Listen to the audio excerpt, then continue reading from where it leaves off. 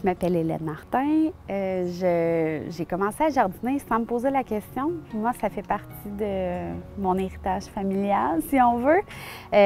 Grand-père Gaston avait un jardin, un immense jardin avec des patates. Je me rappelle mon père qui allait régulièrement chercher les bébites à patates, mettait ça dans un pot en métal d'exporté vert.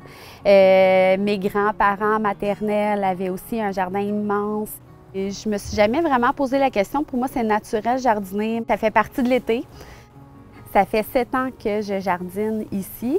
En fait, je l'ai réaménagé, là, mon espace. Au début, il y avait un gros jardin. En fait, c'était tourbé, mais j'ai tout enlevé la tourbe pour en faire un jardin. J'ai planté 18 plants de tomates parce que je voulais faire mon ketchup aux tomates. Puis finalement, bien, tu sais, le jardin, c'est beau 3 mois, 4 mois, mais après ça, au printemps, bien, c'est juste un espace qui n'a pas de gazon, ou à l'automne aussi.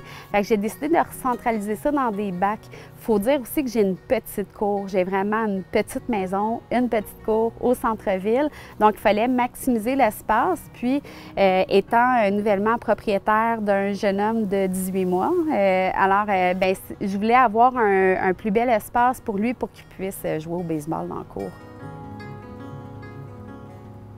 Les tomates. Ce que je fais avec mes tomates vertes frites, on la coupe, on la panne, on la frit. Il y a même un film qui a été fait, Green Fried Tomatoes.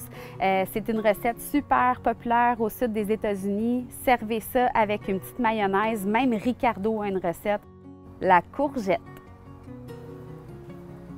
Dès 7 h du matin, on va chercher la fleur de courgette et on en fait des beignets tout simplement. Sinon, le fruit de la courgette, on le râpe et on le passe dans une multitude de recettes. Des pâtes à pizza avec de la courgette râpée, dans des boulettes de viande, dans de la sauce à spaghetti et le fameux classique muffin aux zucchini. Les fines herbes.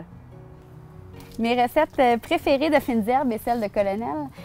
En fait, le classique pesto, c'est vraiment un inconditionnel. Et pour ceux qui n'ont pas l'argent de s'acheter des pignons de pain, des noix de Grenoble, ça fait vraiment la job dans le pesto.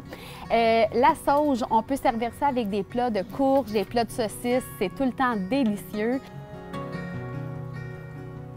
Chaque année, c'est la même affaire. Je surestime l'espace que j'ai pour mes tomates et ça donne ce foutoir. Il faut se souvenir que les plantes se compétitionnent entre elles pour les ressources, entre autres pour la lumière. Donc, on veut éviter qu'elles soient trop près les unes des autres. On ne veut pas non plus qu'elles soient trop loin parce qu'on ne veut pas que, quand elles sont à leur plein développement, qu'on voit trop de sol finalement, que ce soit un potentiel terreau de germination pour des mauvaises herbes et aussi un sol qui va faire partir l'eau, qui va faire évaporer l'eau et on veut conserver l'eau pour nos plantes. Pour pallier à cette problématique-là, il y a différentes choses qu'on peut mettre en place. Premièrement, on peut essayer d'agencer nos cultures dans l'espace. On peut faire grimper certaines cultures comme les concombres, on peut utiliser des variétés de haricots qui grimpent. On peut aussi essayer de mettre ensemble des cultures qui sont un petit peu moins exigeantes pour la lumière. On peut aussi essayer de décaler les cultures dans le temps, de profiter du début de la saison pendant laquelle on ne peut pas encore sortir nos légumes chauds. Les légumes chauds seraient par exemple la tomate, le concombre, le poivron, les aubergines. Pendant cette période-là, le mois de mai, approximativement, on pourrait semer des radis, des épinards, un mesclun, de la roquette, par exemple. Pour terminer, je vous encourage à jardiner. Ça ne prend pas un gros potager pour pouvoir avoir des belles réussites. Et si vous avez des surplus et que vous n'avez pas le temps de les cuisiner, n'hésitez pas à les donner à vos voisins ou à des organismes qui, eux, vont les remettre à des personnes qui en ont besoin.